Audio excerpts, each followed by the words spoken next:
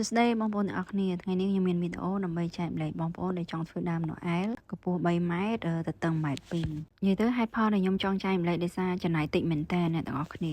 បើសិនជាអ្នកទាំងអស់គ្នាចំណាយលុយទិញដើមណូអែលកម្ពស់ប៉ុណ្ណឹងតិចបំផុតក៏$300ទៅ$500ដែរប៉ុន្តែខ្ញុំចំណាយអស់តែ$30ទេឥឡូវនេះចូលដល់វីដេអូយើងម្ដងមករៀនអ្នកទាំងអស់គ្នាធ្វើអ្នកទាំងអស់គ្នាគ្រាន់តែទិញដើមអាស័យដែលគេជាទូចហ្នឹងកម្ពស់3ម៉ែត្រតែសម្រាប់ខ្ញុំធ្វើដើមណូអែលមួយចាហៀងអញ្ចឹងខ្ញុំយកតែ2ដុំឯងបើសិនអ្នកទាំងអស់គ្នាធ្វើ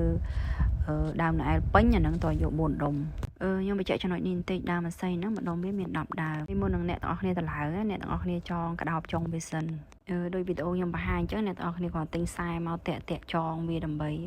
ឲ្យចេញជារាងដើមឈើហើយអ្នកទាំងអស់គ្នាគ្រាន់តែយកខ្សែណូអែលហ្នឹង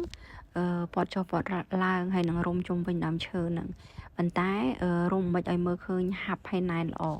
ហើយតែប៉ុណ្្នឹងឯងអ្នកទាំងអស់គ្នា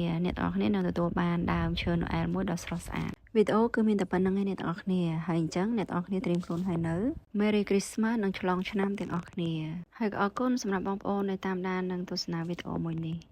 បើអត់ទាន់ចេះធ្វើកុំភ្លេចណា share វីដេអូមួយនេះទាំងអស់គ្នាបាយបាយ